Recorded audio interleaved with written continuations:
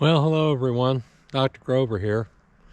Well, as you can see, fall has arrived here in southwestern Colorado, where I live. I'm going to give you an update on the Grover Wetlands. They are over my shoulder here. You can kind of get an overview of the wetlands from where I'm standing. But we're going to walk down and talk more about the history of the wetlands, and then also the progress that we've made in reestablishing this riparian wetland habitat. Well, if you remember from previous videos, this wetland was established in 2018 through an NRCS equipped grant. This is on the lower half of my property. About 4.5 acres along the lower Blanco River that previous owners had neglected, let's put it that way. They had borrowed a lot of soil and river rock from the area and never really allowed the landscape to heal in any positive way. So it was kind of a mess down here. So I contacted NRCS to inquire about potential programs that I might be eligible for that would help me restore a wetland habitat here.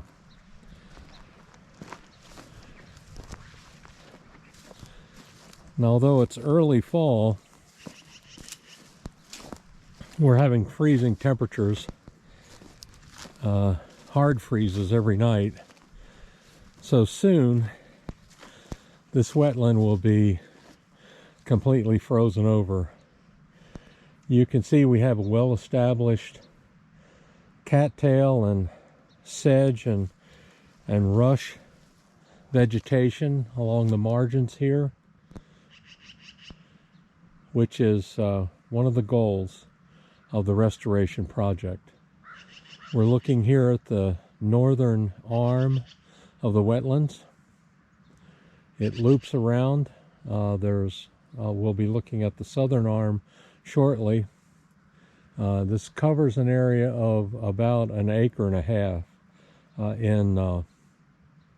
in water. The water is about 2.5 feet deep over most of the area that we cover.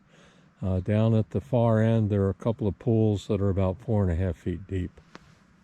Most of the shrub vegetation that you see here is a willow, and the larger trees are cottonwoods, both of which provide valuable habitat for a number of different bird species, as well as larger species like elk and mule deer, both of which are commonly sighted down here. We also have bear and mountain lions that are relatively common in the area. We're looping around now to the southern arm of the wetlands. And again, you see even a more prolific establishment of cattail in this part of the wetlands. I have seen beaver in the wetlands on several occasions. I don't know if they're full-time residents or whether they were just passing through.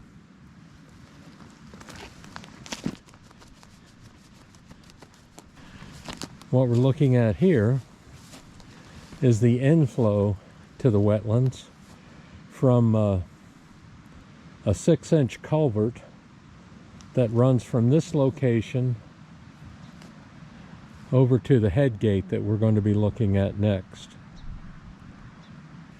I can see here tracks in the sediment. Looks like raccoon tracks in particular, which wouldn't be surprising at all.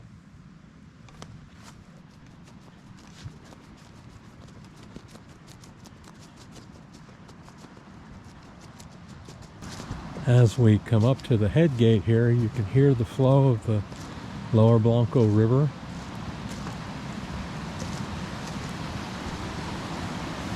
And it's doing pretty well for this time of year. I would judge the flow to be at least about 20 cubic feet per second, maybe a little bit higher. Typically this time of year, it can be down around 10 cubic feet per second or even less. The year that I put this head gate in, the flow was probably 6 or 7 cubic feet per second.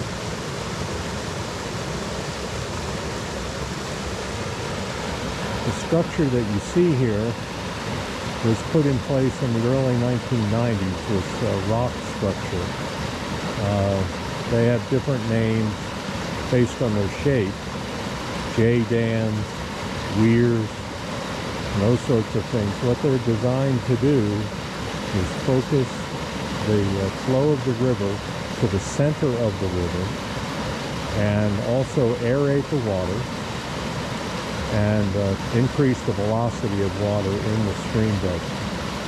And of course that provides better habitat for trout in particular, but other species that are indicative of a healthy river, like crayfish and stoneflies and mayflies, all of which are very common now in this river. Walk down to the outflow. As we walk along this path, let me just give you a background on the river restoration project. In the early 1970s, the Bureau of Reclamation opened up a diversion. It's called the San Juan Chama Project, and that project harvests water or diverts water from the Lower Blanco River and then further to the south, the Navajo River and its tributaries. There's some tunnels and some to Heron Lake. And this diverted water is a substantial resource for Albuquerque, Los Alamos, and several cities and towns in New Mexico. When they opened up that diversion, they designed it to carry up to 550 or so cubic feet per second. And there were no restrictions on when or how much water they could divert. Opening of the diversion for the San Juan Chama project coincided with the subdivision that occurred in this valley. There are about 360 property owners in various subdivisions up and down this valley, a length of about 6 miles or so. At any rate, they were pretty upset when the flow of water in the river was diminished to a trickle, at least for extended periods through the year. So they got organized. Again, this is in the mid-70s, early to mid-70s, and it took them until about 12 years ago, till about 2010 or so. But they acquired grants from various state agencies. They collected money from landowners to support the river restoration project, which eventually happened in 3 phases and cost several $100,000. But it's been well worth it in terms of improving the quality of the river, the quality of habitat the river provides, and basically improving the quality of life here in the valley for not only wildlife but us residents as well. We're standing now at the outflow of my wetlands. So at the western end of the wetlands, there's a 6-inch agri-drain, it's called, which I can adjust to control the outflow from the wetlands. So the size of the incoming supply is the same as the outflow. Here we're getting another view of the wetlands We're at the west end at the arm that connects the north and south ponds in the wetlands. Again, these are only about 2.5 feet deep, and in a few weeks they'll basically be frozen solid and covered with snow. But in the arm connecting the north and south sections are some pools that are about 4.5 or 5 feet deep, and they provide refugia for leopard frogs and other species that have to endure the winter temperatures. Been a number of bird species that we've identified down here. Our goal was to improve habitat for things like yellow warblers. I've seen a number of different warblers come through here, the Wilson's warbler and also the McGillivray's warbler, which are a bit uncommon in our area. So it's good that we're providing habitat for them. But very importantly, we're providing habitat and improving habitat for things like the Lewis's woodpecker, which is not considered an endangered species, but is certainly a species in very low numbers. There may only be 70,000 or so of them worldwide. Been a number of waterfowl identified down here, including cinnamon teal and things much more common than that, mallards and Canada geese. I've also taken pictures of spotted sandpiper, and there are several other species that have eluded my camera so far. Now, one of the things I need to mention is that this wetlands was carefully designed, and I had to meet specs on elevations so that water would flow around the wetlands if this area flooded, which it did. In the spring of 2019, we had a major runoff event, so the flow in the river went from perhaps 10 or 12 CFS to upwards of almost 2,000 CFS in just a few hours. So where I'm standing right now, I would have been over knee deep in water, and what that did was bring in all sorts of seed for cattail and the various sedges and rushes that have established around the wetlands. Had that not happened, I would have been obligated to plant those wetland species. So as it is, it worked out perfectly for us, and it proved that the design of the wetlands worked out perfectly.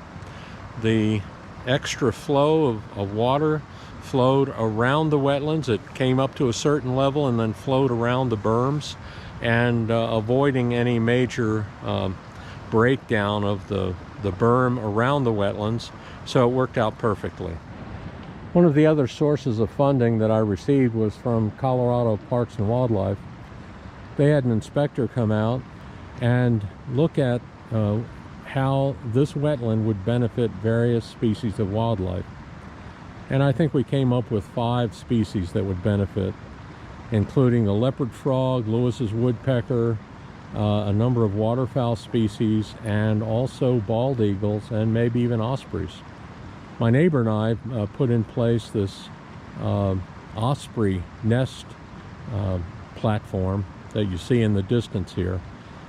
It's been in place about 3 years. It hasn't been occupied yet, but there's always the chance. Bald eagles, golden eagles, and ospreys are sighted pretty frequently along our river. Bald eagles and golden eagles in particular. Well, that concludes our little mini field trip to the Grover Wetlands.